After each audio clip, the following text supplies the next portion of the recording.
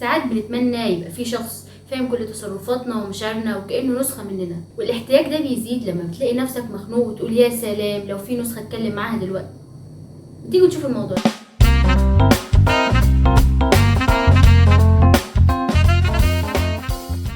السلام عليكم ورحمة الله وبركاته. كتاب من الآخر رحب بكم، أنا مروة خالد ويلا نبدأ. موضوع زي الشبيه موجود في ثقافات كتير جدا، واللي فيه منها بيشوف موضوع الشبيه ده ان هو نذير شؤم، يعني الشخص ده لو ظهر له شبيه يبقى هيموت. كمان كتاب ومؤلفين كتير جدا اتكلموا عنه، واشهرهم ديستوفسكي اللي عنده روايه باسم الشبيه ده، غير كتير من القصص الواقعيه اللي اصحابها قالوا ان هم شافوا شبيه لحد. لكن موضوعنا النهارده ان انا اجاوب نفسي واجاوبكم على سؤال مهم جدا: هل لو انت عندك شبيه هيساعدك ويفهمك لان هو نسخه منك، ولا هتكون لعنه تدمر حياتك؟ وللاجابه على السؤال ده لقيت ان ابسط قصه نحكيها هي أسطورة رفعت للعرب أحمد خالد توفيق، لأن هي قصة بسيطة وسهلة، وأعتقد إن من خلالها هنقدر نوصل لإجابة السؤال ده بكل سهولة. فعدد قبل العدد اللي احنا بنحكيه النهارده كان رفعت في لقاء إذاعي، جاله مكالمة من شخصية غريبة جدا، شخص لنفس اسمه رفعت ولنفس الصوت ويعرف كل حاجة عنه. وطبعا ده أمر غريب، بس احنا تعودنا مع رفعت مفيش أي حاجة غريبة أبدا. علشان كده دعا رفعت في لقاء لشقته عشان يفهم إيه اللي حصل ده. وفي أثناء انتظار رفعت لشبيهه وهو في البيت قاعد يفكر في كل الاقتراحات او كل الافكار الممكنه اللي تفسر اللي بيحصل ده، وطبعا ما وصلش لاي حاجه لحد ما جاله مكالمه من شبيهه يكلمه بنفس صوته الوقور وبيقول له خلي لقائنا ميعاد مفتوح. بس ده غاظ رفعت جدا، لان تاني يوم بدات تظهر حاجات غريبه، زي مثلا العربيه اللي كان فيها بنزين ومبقاش فيها بنزين، والبواب اللي اكد له انه شافه بالليل بيركب العربيه، مع ان في الوقت ده رفعت كان مستني الشبيه في البيت. كمان رفعت لما راح المستشفى وزميله كلمه عن الحاله اللي رفعت عليها امبارح بالليل وفضل قاعد جنبيها ساعتين كاملين، ورغم ده كله برضه رفعت كان مستني الشبيه في البيت. ده كمان رفعت لما دخل يشرح محاضره لتلاميذه قال له انت شارح نفس الكلام ده بنفس الاسلوب وبنفس الطريقه، بس كل ده عادي ممكن نعديه. بس اللي مش هنعديه لما جت مكالمه لرفعت من دكتوره كاميليا بتقول له ان هي بتفكر في عرض الجواز اللي عرضوا عليها. هنا بقى البس يا رفعت. وطبعا كلنا عارفين ان اللي عمل ده كله مش رفعت، هو الشبيه بتاعه. بس الموضوع ما وقفش لحد هنا.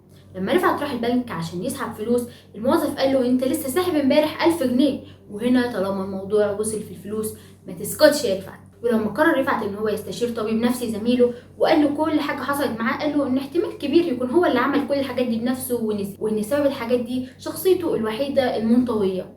لاحظ ان كلامك جارح على فكره. ونصحه ان هو لازم يغير جو، يعني يسافر اسكندريه في المؤتمر اللي هيتعمل قريب. وفعلا رفعت سمع كلامه وقرر يسافر. الخطير بقى ان لما رفعت راح اسكندريه راح الاوتيل، عرف ان الشبيه سابقه على هناك، وده عرفه لما الراجل اللي في الاوتيل قال له انا لسه شايفك من ساعه. ولما راح رفعت يزور صاحبه عادل اللي هو الضابط، لقى عنده مجله، في المجله دي لقى حوار عامله دكتور رفعت عن اهميه التبرع بالدم، وطبعا اللي عامل الحوار ده مش رفعت، هو الشبيه.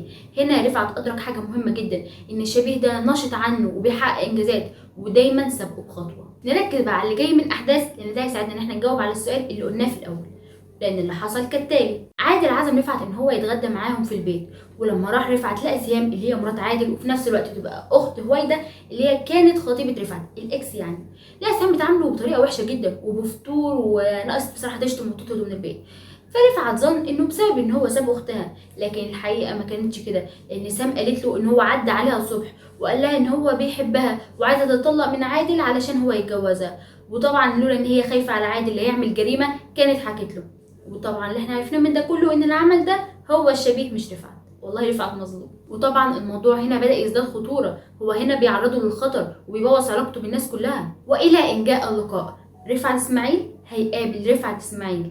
رفعت اسماعيل الاصل بتاعنا ضاقت بيه الدنيا وزعل جدا ومبقاش عارف يعمل ايه، فكر ان هو يتمشى على الشط شويه، وهو ماشي شاف واحد شبهه طبق الاصل، هو الشبيه بتاعه، مسكه من رقبته بسرعه. المهم اول ما شافه دارت بينهم خناقه جامده، يعني تتخيل ان انت بتتخانق مع نفسك. طب وانا اتخيل ليه؟ انا كل يوم بتخانق معاه وبشد شعر بعض وقصص كده ما لناش دعوه بيها. المهم وقفوا خناقه لما هما الاتنين تعبوا ولقوا ان مفيش فايده في صراع الديوك ده، محدش فيهم هيفوز. واللي من كلامهم عرفنا ان الشبيه ده هو برضه رفعت اسماعيل، بس من عالم موازي في عالم تاني خالص، كوكب يشبه كوكبنا بالظبط بس متقدم عننا سيكا. فشبيه رفعت قدر يوصل لكوكبنا عن طريق مدفع للطاقة بيحول جزيئات الجسم لكم من الطاقة. الطاقة دي بتنتقل بمربع سرعة الضوء، ولما بتوصل لهدفها بتتجمع مرة تانية. كمان عرفنا ان رفعت وشبيه لهم نفس الحياه بالظبط، وعندهم نفس الفرص ونفس الاشخاص في حياتهم هما الاثنين، لكن مع تغيير بسيط. يعني مثلا الاثنين كانوا خاطبين هويدا، رفعت الاصل بتاعنا سابها وبقت الاكس بتاعته، اما رفعت التاني هويدا بقت المدام بتاعته. بس بعد ما اتجوزها حياته معاها ما بقتش سعيده، وبقت هويدا منكوشه على طول، واهم حاجه عندها سعر الطماطم كام. علشان كده شبيه رفعت قرر ان هو يجي حياه رفعت وياخدها، وبمعنى اصح يتحكم فيها هو. وده لانه شايف ان رفعت لسه محتفظ بحاجات كتير جدا، يعني مثلا ورثه وفلوسه وارضه اللي الشبيه ضيع ده كله في عالمه. علشان كده قرر ان هو يخلص من رفعت نهائيا، ويعيش هنا بقى ويتجوز كاميليا ويعوض اللي حصل له في حياته القديمه. كمان الشبيه كان بيشوف ان رفعت اكثر جبنا، وان هو اكثر قدره على اقتناص الفرص منه، عشان كده هو الحق بالحياه دي. ركزوا معايا احنا بنجاوب على السؤال. وبما ان كوكب واحد ما يستحملش اتنين رفعت، الشبيه قال له انت قدامك دلوقتي حلين، الحل الاول يا اما اقتلك، الحل التاني ان انت ترجع الكوكب بتاعي. وسابه ومشي. وهنا رفعت قرر ان هو لازم يرجع القاهره وينقذ ما يمكن انقاذه. يعني مثلا غير مفاتيح الشقه، راح البنك وغير توقيعه، كمان كلم كاميليا وبناها معاها كل حاجه، رغم ان الست كانت خلاص هتوافق. يا عم عايزين نفرح بك بقى يا عم. بس في ثغره قدر شبيه يدخل منها. لما رضا اخو رفعت اتصل بيه وقال له طالما انت عايز تبيع الارض ما قلتليش ليه. رفعت طبعا عرف ان شبيه اللي عمل كده، فقال لرضا انا بديك حريه التصرف في كل حاجه، ما تخلينيش اتحكم في اي حاجه لمده اسبوعين من دلوقتي. بس للاسف الشبيه كان صعب السيطره عليه. يعني مثلا الراجل صاحب المنزل اتصل برفعت وقال له كده تعمل فيا محضر علشان لمبه مكسوره، وطبعا عارفين اللي عمل مين ده؟ الشبيه. وطبعا رفعت اعتذر له وقال ان هو يتنازل عن المحضر. بس الموضوع زاد لما رفعت كان رايح يشتري جبنه، ليه واحده واقفه جنبه، اول ما شافته ندهت على واحد بعضلات كبيره جدا وقالت له هو ده اللي عكسني. وكان رفعت هيتضرب علقه محترمه لولا ان هو جري. طبعا عارفين ان هو الجري لسه جدعان. ومواقف كتير بقى من كده. رفعت كان حقيقي في موقف صعب جدا، حياته بتتدمر قدامه، ده غير ان الشبيه بعت له ورقه، قصاصه ورقه مكتوب عليها تحت الباب اهرب. ان فعلا الشبيه عمل مشاكل كتيره جدا لرفعت. يعني مثلا الشبيه بعت جواب لدكتور رشدي زميل لدكتور رفعت، وشتمه وهدده وقل ادبه عليه جدا، لدرجه ان هم استدعوا دكتور رفعت في الاسم.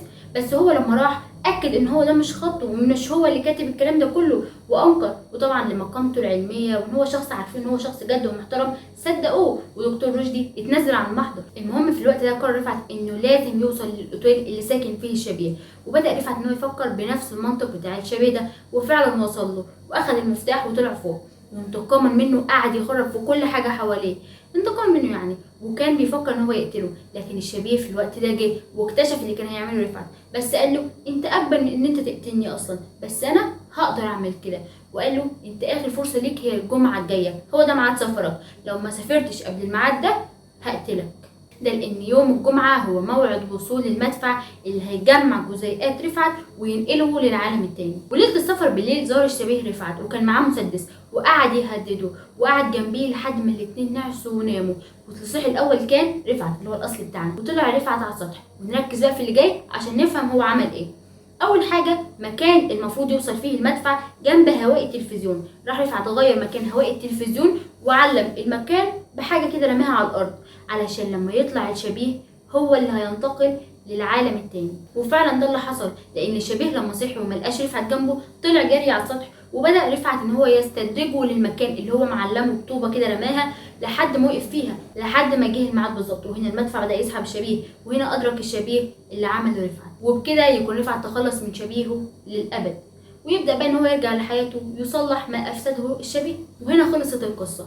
واعتقد ان احنا وصلنا الاجابه للسؤال اللي سالناه في الاول. موضوع الشبيه انا بشوف ان هو حاجه مرعبه، لان هو شخص لنفس تفكيرك ولنفس ذكرياتك، يعني ببساطه صعب تلعب عليه. يعني انا فكرت فيها، لو في مني اتنين، واحد اصلي وواحد شبيه، اكيد اللي حواليا هيتجننوا، يعني ده كفايه عليهم. ببساطه موضوع الشبيه ممكن يبوظ حياتك، لان هي حرب بقاء، يا انا يا هو، ما ينفعش الاثنين يكونوا موجودين مع بعض. ببساطه انا كنت فاكره ان موضوع الشبيه ده حاجه هتساعدني، لان هو شخص فاهمني، ليه نفس ادراكي ونفس وعي، يبقى اكتر حد هيفهمني. لكن بعد كده ادركت ان مش دي الحقيقه، لان ببساطه حياتنا هي حياه واحده بس، واحنا اللي شايلين مسؤوليتها. صعب اتنين هما اللي يشيلوها، والله هي مسؤوليات عايزه 3 4 يشيلوها، بس يلا بقى. يعني ببساطه لو تواجد لحياه واحده اتنين شخص زي رفعت وشبيهه، الاتنين حرفيا هيدمروا بعض، لان هما الاتنين متكافئين في نفس المقومات وفي نفس الصفات، يعني الاتنين فاهمين بعض، صعب ان حد فيهم يفوز، فبالتالي الاتنين هيبوظوا حياه بعض، لان ده في الاخر صراع محدش فيه كسبان. ودلوقتي